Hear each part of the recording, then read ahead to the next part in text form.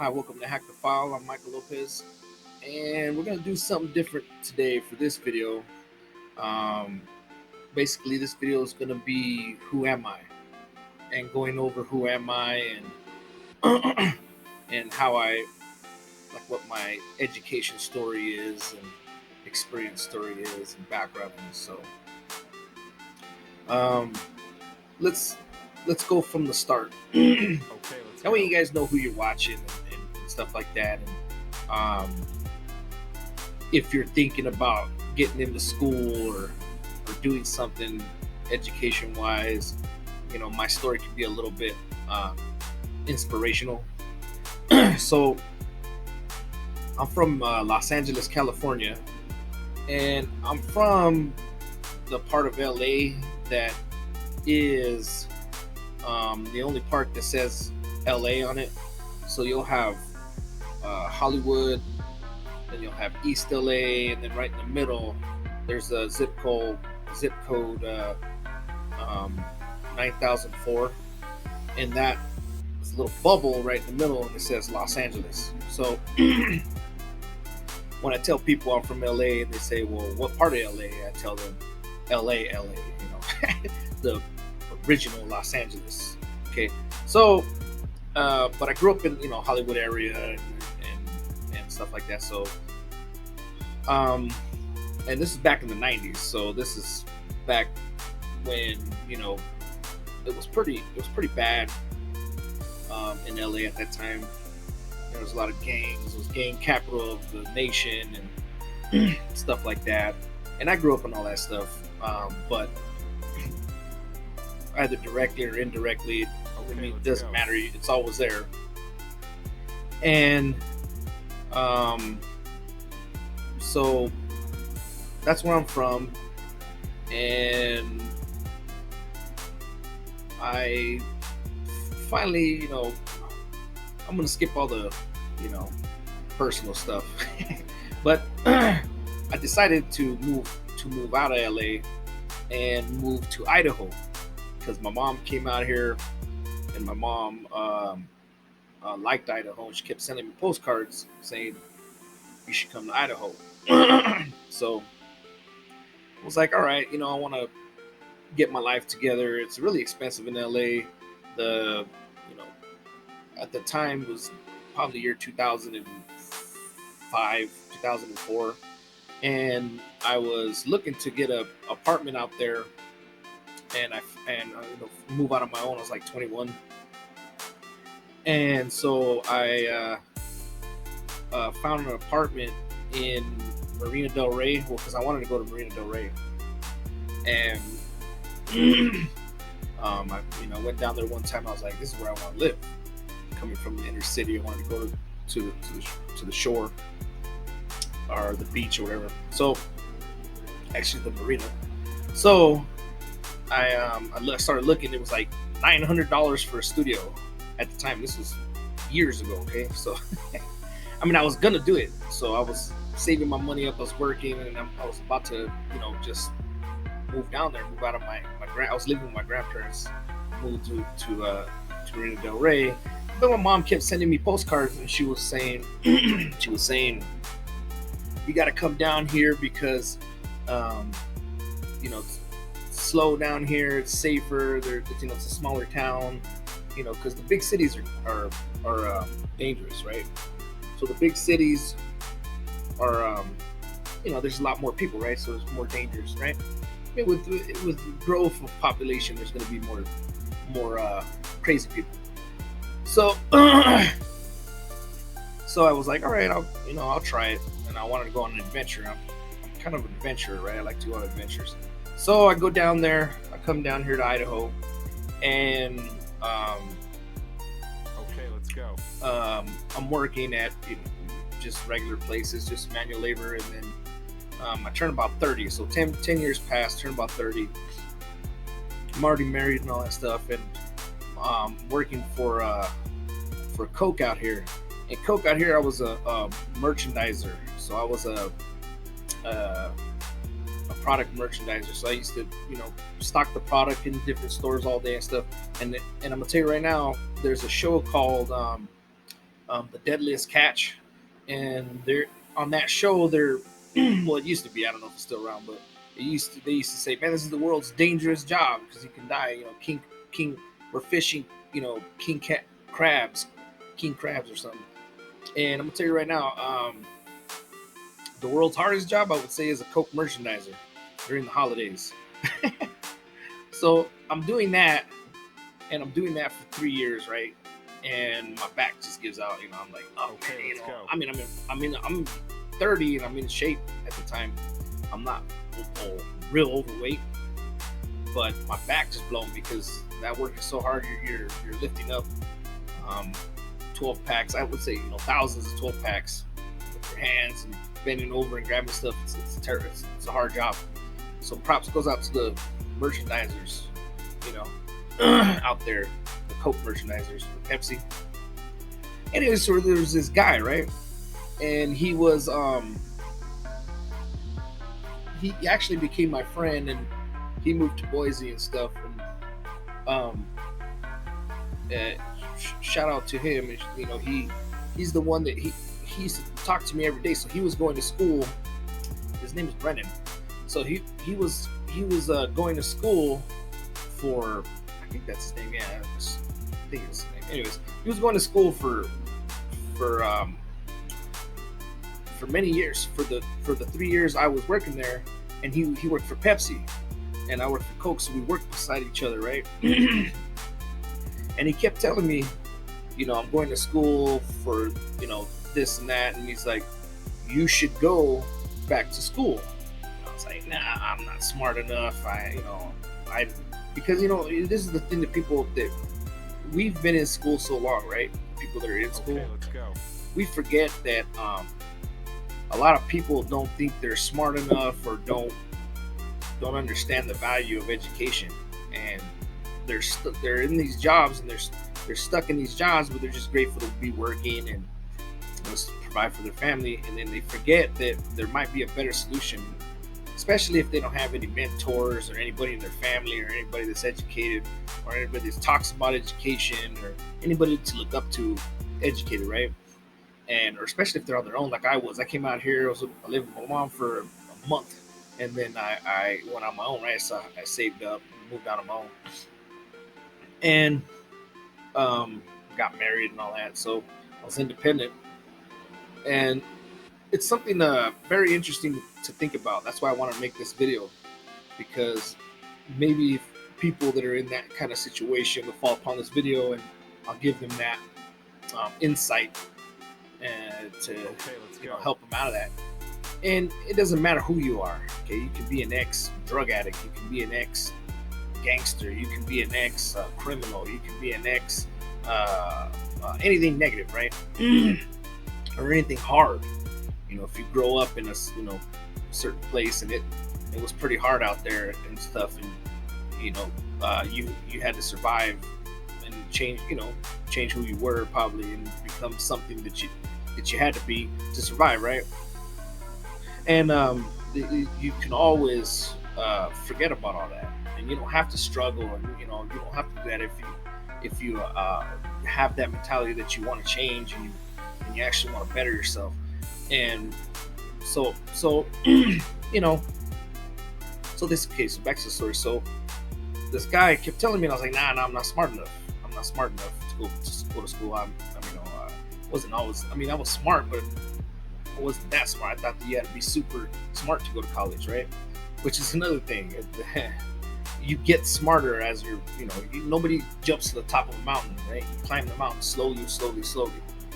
So I blew my back out. I had enough. They were overworking me, and finally, this guy never let up. You need to go to school. You need to go to school. So praise him. I thank God for him, and I do believe in God, and God put him in there in my life and saved me more than once in my lifetime, right? So, put him in there. Finally, I took his advice. I was like, "You're right. I can't do this no more. I'm 30. I'm fairly uneducated. I didn't even graduate high school. I almost did, but I was like, I need to go back to school." So I long story short, okay, so then I go back to school, right? I start making moves. It's all about making moves. If you stop making moves, or you don't make those initial moves, and then you're never gonna do anything, right? So, and you can't be scared either. Fear is your enemy. Remember that. So it's like you're going up you're looking at the mountain and you go, I'm not climbing that mountain. That's crazy. I can't do that. And then you see these other guys that are in shape and fit, and they're about to climb it. You go, well, see, I got to be in shape and fit and all that. I'm not going to be able to do that. You know, the metaphor for that is that, you know, you need to go. You just need to do it. Just one step at a time. One step at a time. Don't keep looking up. Just do it. Just keep your eyes on what you're doing, one step at a time. One step at a time. And then by the time you know it, you look down and you're like, man, I've done all that. And then don't look up yet. Just keep going. Finally, when you're almost to the top, then you can look up and go, man, I'm almost there. I'm literally almost there. That gives you motivation, right?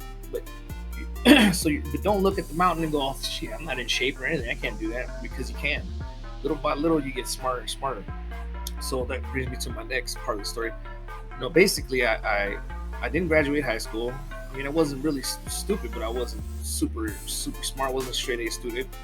Not from lack of trying. See, I mean, not for lack of trying. From lack of trying. I mean, if I would have tried, I could have been a straight A student, because I went to like when I would be in school, I would if I tried really hard, I would get straight A's. I would get an A, right? But usually I'm like, this is stupid.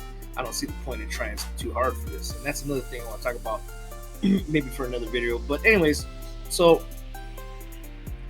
I go and I have to take a whole year's worth of math classes, right? Because I took the initial test for college, for going to the local community college. Here it's called Eastern Idaho Technical Institute, right? Well, EITC is what it used to be. Now it's actually a community college. It was a technical school. And I fell short on math. So I was high on English. I was high on language arts and all that stuff that they give you. Language arts and I can't remember the other one. And then, but math and English, and then math was about 500 or 400 out of like 1,000 or 600. You have to have like a 700 or something. I can't remember. Anyways, so I had to take some math. So I took math for a year. So I took pre-algebra, algebra, geometry, the high school math, until I was at that high school level to take the GED. So I did that for 3 months. Retook it, got my score up, and then I went back into then I went back there, and I said, okay. They said, all right, now you can enroll in this college, so your math is up. So you have to have that basic level, right? And that's what people don't understand. And see, when they're thinking about going back to school, they think, well, I'm just gonna go in there. And, they had, nobody tells them, like I did. Nobody told me what I had to do. I went and made moves and asked questions and did it little by little. Especially somebody like me, it was harder. So that's why I'm telling this story. The motivation. Get out there, make those moves, talk to people. The first step is to talk to a counselor, and the counselor will set you on your path, right? So then I finally got into the school, and then the counselor was like, what are you good at? And I was like, well, I like to work with my hands. Okay, there's this electrical engineering technician program. You do the first year here, and then, I'm having camera problems. Hold on, let me see. Okay, so I was having camera problems real quick. We'll see at the end of this. Anyways, I'll record like maybe 5 minutes of it, and if I have to redo it, I'll redo it. So the counselor was like, you do a year here, and then you do a year in Idaho State University, and it's for 2 years, and it's an associate's degree, and it prepares you to go out in the field and work with electrical engineers, stuff, building systems and stuff. So I was like, man, that sounds good. Let's do that. She said, but it's heavily in math. It's heavy math. electrical math and all kinds of math. And she said, so you got to take uh, another year in uh, math classes to get up to that math level. And I think my algebra had to be at like a 165 or something like that. And they use the CompTIA. No, they don't use CompTIA. They use the I forget what they use, but they use a measuring thing that's not that Idaho uses, and so there's one and it's universal, and there's another one. I guess each state has their own measuring thing they use. Anyways, so which is pretty high. So because since it's electrical, you have to have a really high math, right? So I was like, all right. So that was another year. So I took 2 years of getting myself ready to go to now I didn't to get into that program, right? I didn't have to do that. I could have got into like a dental program, or a dentist assistant program, or any kind of community college program, AA administrative assistant, because I was an administrative assistant for almost 10 years, and that's the part of the story I didn't tell you. I was in office, so I worked my way up to an office manager for 10 years, and then the crash, when Obama was in office, 2007, I think, is when the economy crashed, or it was called a recession, the first recession that I've lived through. Anyways, when that happened, it basically I lost my office job, and I had to go work at Coke, just to work. So I was deciding, maybe I should go back to administrative assistance or something like that. Get an AA, and then I'll go home to the path and run businesses or whatnot eventually. And I decided, I want to get out of that field. I want to work with my hands. So I want to get in the science field. So basically, you don't have to do that. You can go into any field, but it took me another, I'd say, a whole year. So about or half a year at least. I had to take 2 advanced math classes, right? And I'm pretty proud of myself because a lot of people were taking those advanced math classes and they were failing. They couldn't do it. And I'm 30, and they were in their 20s, right? And I'm 30, and my brain hadn't been in school in years, but I was able to pass that class, and I didn't pass it with flying colors. I passed it like a B, but I tried really hard. Okay, so I was trying to get an A, I just couldn't. It was hard. It was been a while. Anyway, so then, okay, let's go. I got my math up. I started in 2010. So 2010, 2011, 2012, I finally got into it's called the S-Tech program. It was I call it the Aztec program, but it's the S-Tech program. It's basically electrical engineering technology, right? So we're trained to work with engineers and build their systems and read schematics and build breaker boxes, troubleshoot, I can build any electrical system with any components that you give me, and make it do anything, right? With PLCs, I can build it with relays. It doesn't matter. Like, that's how great this program is. So I finally get into this program, and I do the first year in the community college, and that was the hardest school I have had to this date. I had a great teacher, and he was very strict, but he prepared you for that second year. So my first year, I would say to this day, of all the schooling I've done, was the hardest school I've ever had. and that's for a number of reasons. That's for number one, that's a great teacher. I had a great teacher. His name was Lauren McCarthy, I think. No, it's Lauren, but and he was a master of the small electrical component level stuff. right? So there's different levels to electrical engineering technology, right? There's the component level where you need to be able to design, troubleshoot, build, create everything at the component level. So that means that's the electrical level. That's like when people go and they make computers and they're building the motherboards and stuff. That's the component level, okay?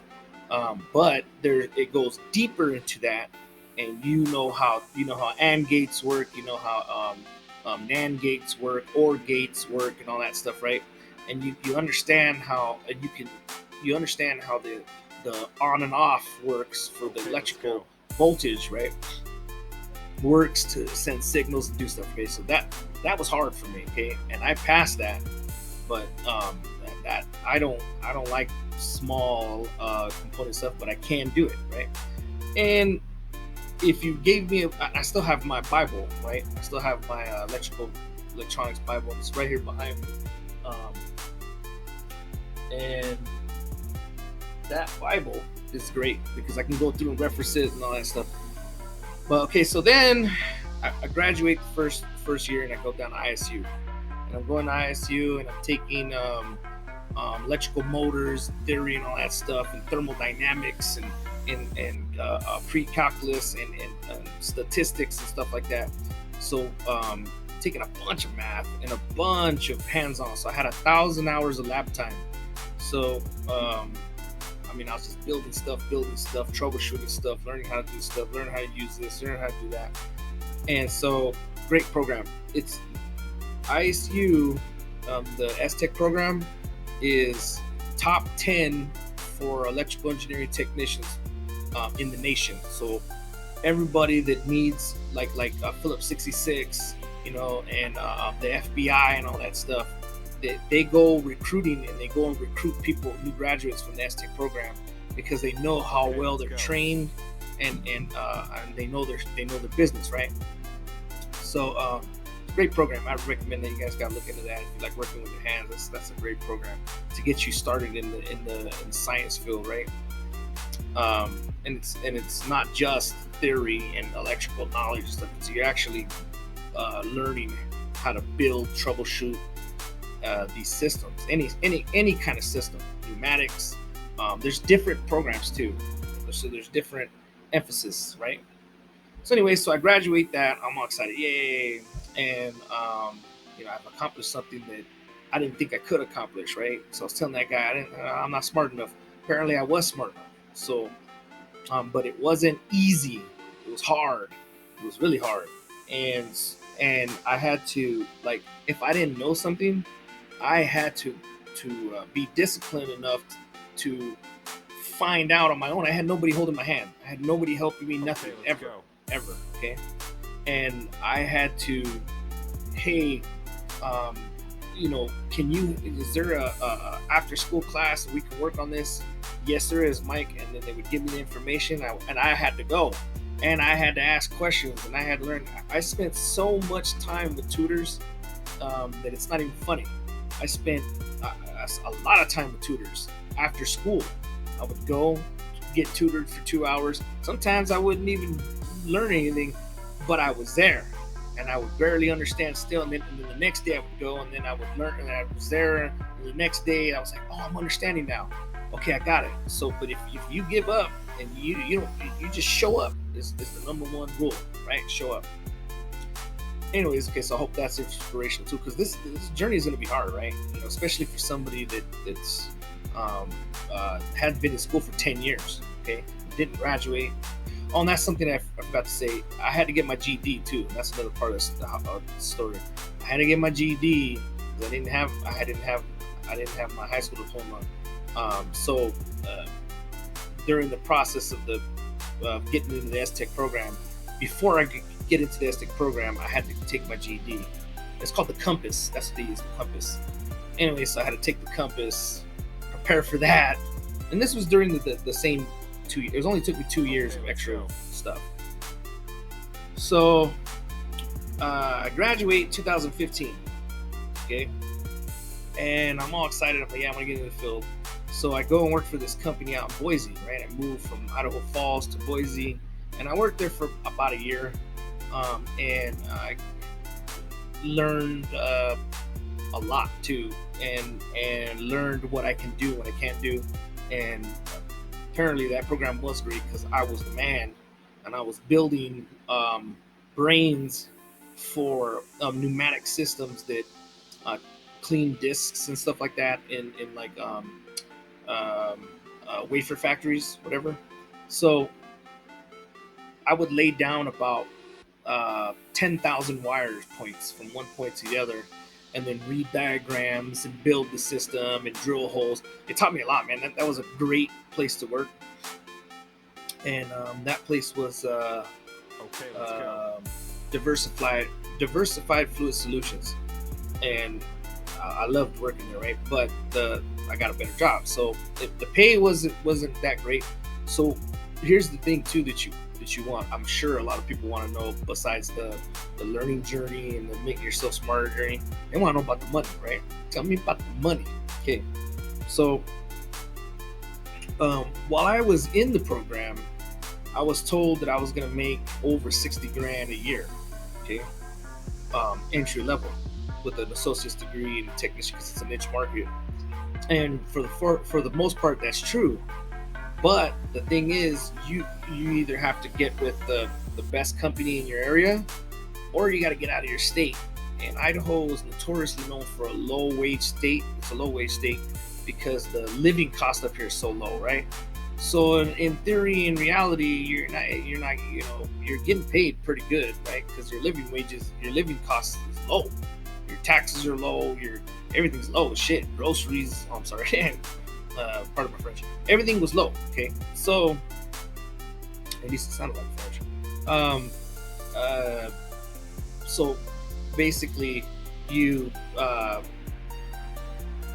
came out, and when I went to Boise, bigger city in Idaho, I figured, well, I get paid at least $20 an hour, $25 an hour, and they started me off at like $16 an hour, but they were giving me a bunch of hours, like overtime, and they were paying overtime. So I was making big checks. I was making a lot of money, and because I was working 12-hour shifts every day. That's one of the reasons why.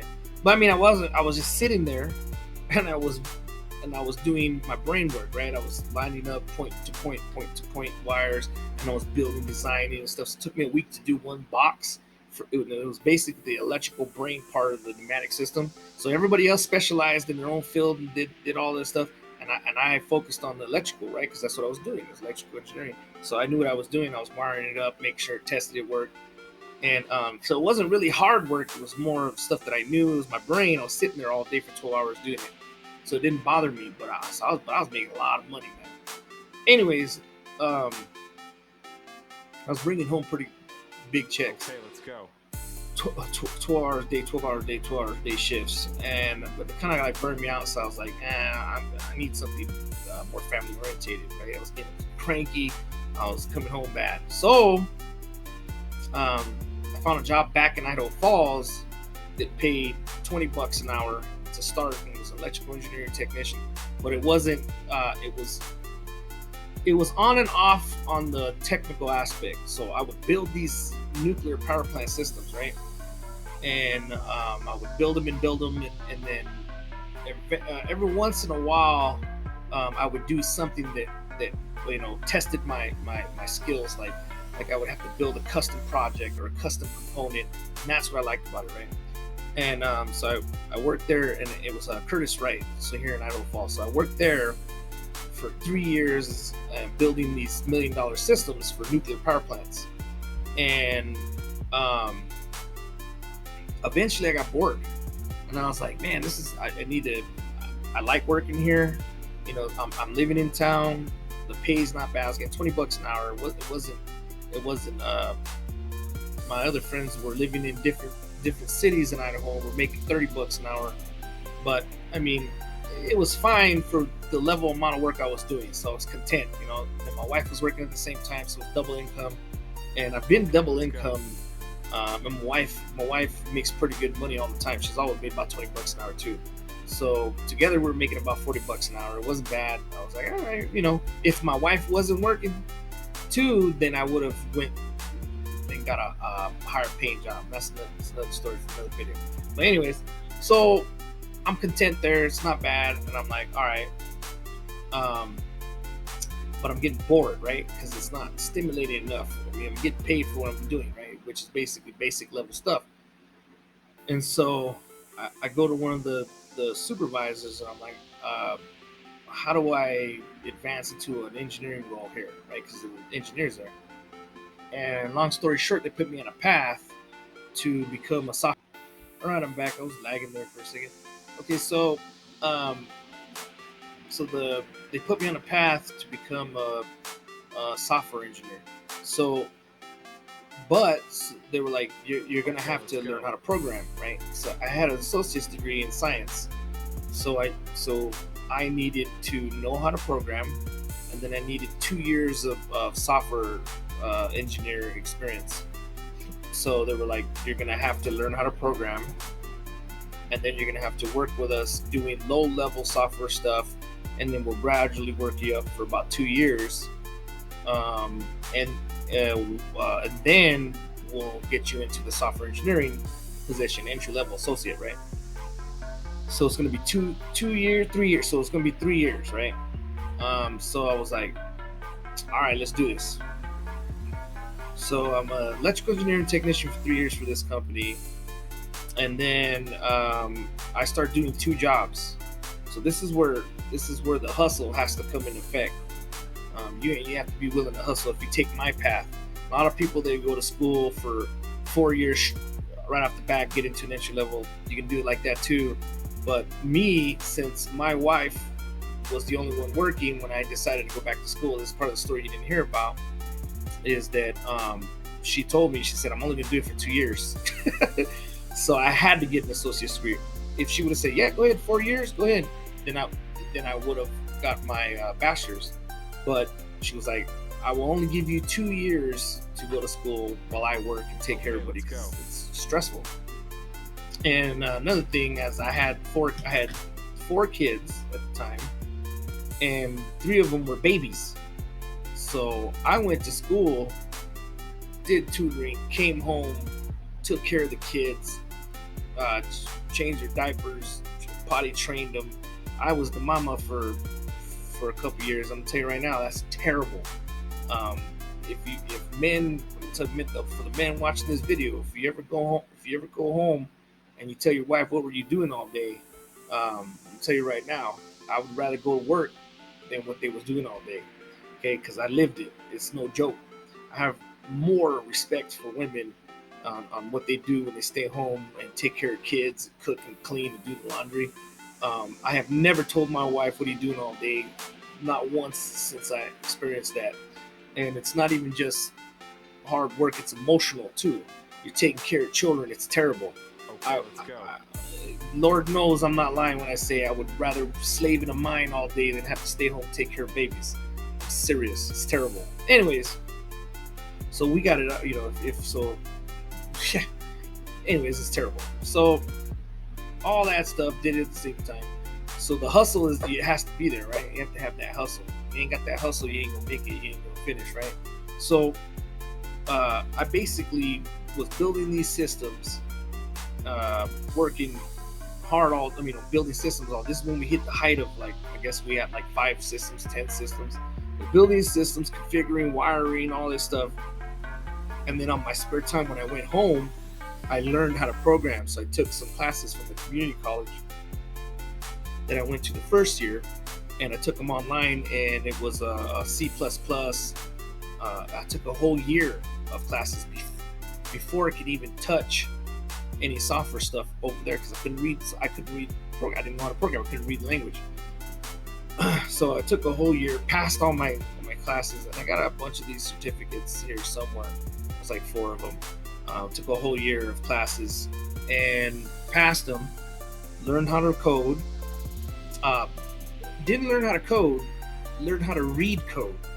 Learned how to code basic code, like, let's say, you do games, and you do clocks, and you do a little bit of this, a little bit of that, a little bit of arrays, and you have to turn in your assignments, and they have to work and compile and all that, whatever, if you're using a compile language. That stuff is not coding. I'm sorry to say, that stuff is just teaching you how to read code and how to code basic baby coding. You're never going to use those, okay? You just teaches you how to use the if statements, else statements, which is you need to, right? Anyways, doesn't give you enough experience during that time to say that I'm a coder, I'm a programmer. You're not a programmer until you start programming stuff, like real world stuff. I mean, that's just my philosophy. But you ain't gotta take my word for it. Anyways, so I get in there. I'm excited. I'm like, look, I'm done. And then so my boss is like, all right. I mean, some other boss, the software boss. I had my own electrical boss still. Mind you, I was working my job and doing this. And it got worse because when they were like, all right, now we can start giving you low-level software assignments, like looking at config files, reconfiguring config files, looking at XML files, reconfiguring XML files and stuff like that. Low-level stuff to start, just to get looking into it, and then giving me like a small program that needed something fixed on it, where I had to look through it and change it and stuff. It was really cool. Good company, gives you a lot of good, gave me a lot of opportunity, right? Anyway, so that came with the low pay. They gave me some opportunity. It was great. I'm glad they did that, because the low pay, if they didn't give me that opportunity, I would have just left. But anyway, so then I did that for 2 years, 2 jobs for 2 years, and that was hard. It was almost as hard as it was like going to school. It was terrible. I would say it was really, really, really hard, because I was building systems during the day, and then after work, I would stay for another couple hours to work on the software stuff, to troubleshoot stuff, and I put in a lot of hours. Okay, it wasn't like I didn't deserve it. And that goes to a lot of people that hate that philosophy where you shouldn't be a programmer unless you go to college for 4 years, or you shouldn't be a programmer and you're not going to be any, and all this stuff. That's whack. Some whack stuff, because you're less valuable because the way you did it, you don't have a 4-year degree in computer science or something like that, right? So you're not a real programmer, and you're beneath me, or beneath. That there's a lot of elitism in software engineering or computer science. That's why I didn't want to go that route. I have a best friend that's got a computer science degree. He's not like that. But there's a lot of people that are like that I've met, and that's one of the reasons why I didn't want to be a software engineer anymore. And that's another video for the story. But I don't believe in that, because the way I came up was just as hard as going to school. I had to do 2 jobs. I had to do two assignments every day. I stayed till 8 o'clock. And I was doing real programming for a company that was going into real $1 million systems.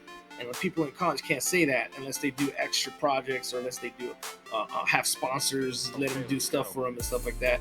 And that's rare. Okay, I don't know if it's rare, but I think it's the same thing. Anyway, so I did that. Finally, 2 years later, 5 years into this company, I become a software engineer. And I'm doing that, and I build a couple systems. I build 3 or 4 systems. I do a lot of SDDs, SRSs, and I'm loving it. I do a lot of stuff. But then I get bored again, and I'm like, I'm bored. What should I do? So then I'm like, I'm gonna look into getting my bachelor's degree now, right? So I look in online, and I find that there's a program at Boise State that takes up to 60 credits of your associate's degree, and they put it towards your bachelor's degree, and it's a bachelor's of applied science, right? And I'm looking into that, and I end up only getting like 40 credits, right? Which is all my math that I took. Thank God I was in the science field. So they took 40 units of math and statistics and pre-calculus and all this crap, and basically all my math and science classes I took, which I took a lot of them. So they took up to 40 credits. They took 40 credits of mine, and they applied it towards my bachelor's, which is great, because that only leaves me 60, 80 more credits, right? And so that's where I'm at today. So then I go back to school, and I'm in a program that's more of creative thinking and problem solving. because it's an online degree, and this was back when they didn't have a lot of online choices, right? Because if it's purely science, you got to be in class, right? If it's engineering, you got to be in class to build things and stuff like that. So online, my choice was problem solving, creative thinking, or management, or leadership, or something like that. So I started taking some of those classes, and I actually take this class called Innovation in Design over there. I mean, this program, Innovation in Design program, is great. And a lot of people in the science field will say, "Man, that's a waste of time." It's not. It's the what they teach you on how your mind thinks is great, and it goes to any field, right? It betters your mentality and the way you think and look at anything. I would recommend that field. It's the Innovation Design program over there at Boise State, and it's light years beyond anything that they're teaching now.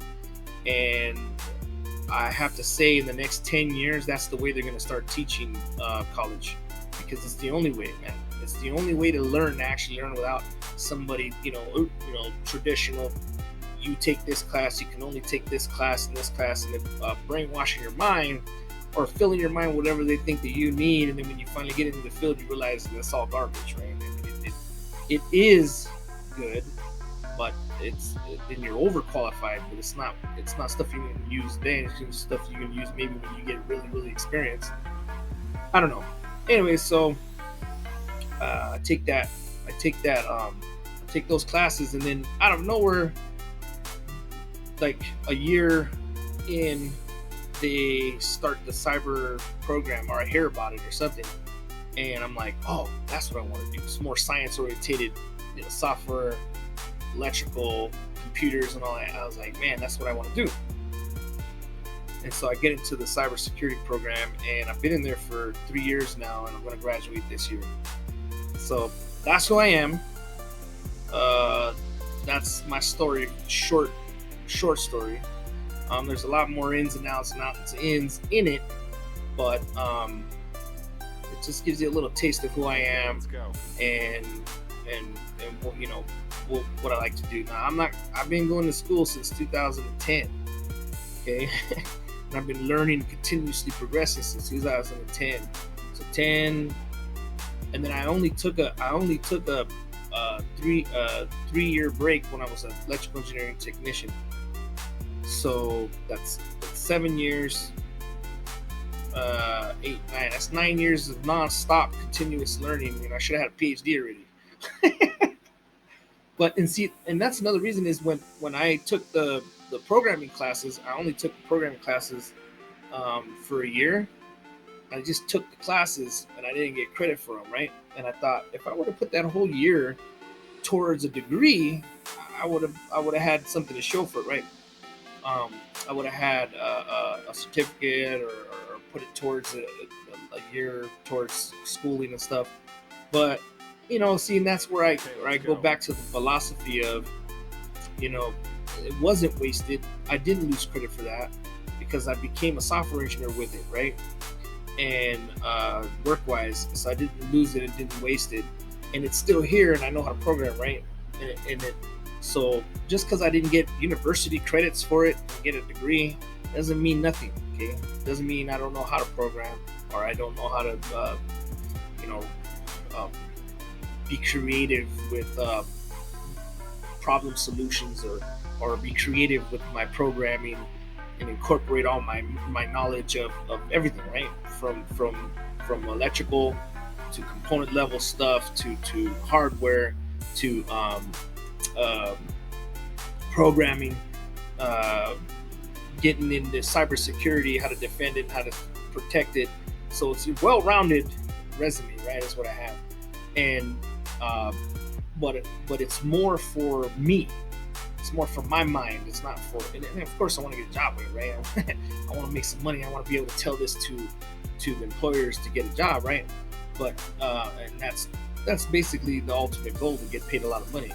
But the other side of the coin is I did it because I want to know how valuable I am. I want to know what I can do the more tools you have to create, because I love creating, right? The more tools you have to create, the more creative your projects are going to be. And it's all about creativity. I don't care what anybody says. We are here to create things, okay? We're human beings. We create everything. We create our lives. We create our position in life. We create our status. Nothing is given to us. Now, some people it's given to them, but for the most part, you got to go and grab it. You got to go and create everything you want. You want to be a black belt. You want to do this. You want to create. You want to be healthier. You got to create that in your life, right? So we're creators by nature, before all things, right? So creativity. The necessity behind that is you need to have skills. You need to the more skills, practical skills, I would say, you have, the more creative you can be, right?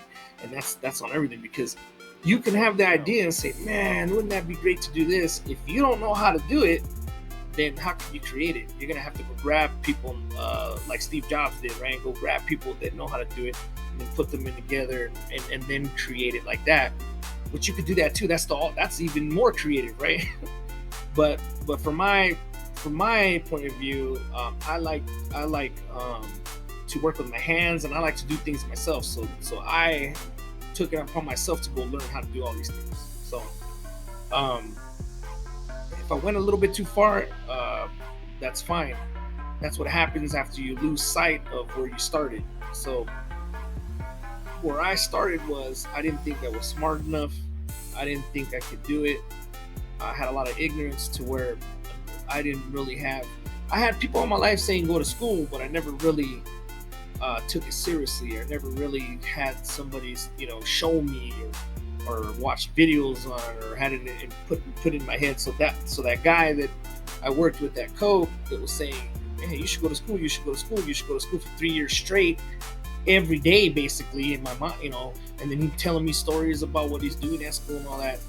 I never thought it affected me until that last year affected me, and it changed my life, right? So there's a lot of stuff to this, and anybody can go to school. If I can do it, you can do it. Anybody can better themselves any kind of way, but it's about learning, knowledge, and all that stuff, right? And if you think that the traditional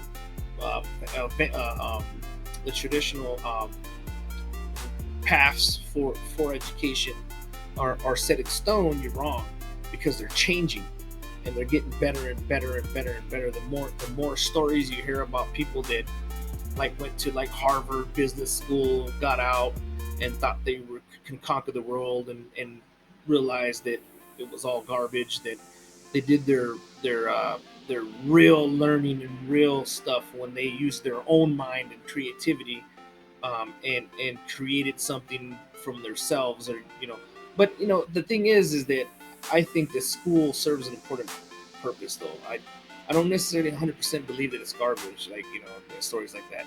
And then they'll even say that they're glad they went to school because it kept them learning. School teaches you how to learn. School teaches you how you learn, because you're trying to learn. So you're going to find the most efficient way of how you learn for years. And that's, I think, the true value, because then you can learn how to learn, and you can learn anything. Once you learn how to learn, you can learn anything. And that's the facts, okay? So school is important. And then, so that's my story. And, you guys, if the 16 subscribers I have are watching my videos, hopefully I get more subscribers. Now you know where I come from. Now you know who I am, right? And so when you watch the videos, you go, oh, I understand more of what's going on in these videos. So, all right, that's Hack the File. And if you enjoyed this video, like and subscribe, share this video on your social media or whatever. And I do these videos for the people, for my people. Now, my people is everybody people. I don't care what you are, black, white, Mexican, Asian, Indian, or green, blue, Native American, I don't care, whatever you are. Aliens in outer space, y'all my people, right? So, but more for the people that want to learn, and want to better themselves and want to elevate their mind and their way of thinking, and listen to other people's opinions and enlighten themselves and stuff like that. Those are my people. So enjoy these videos, and I'll catch you next time on Hack the File. Have fun.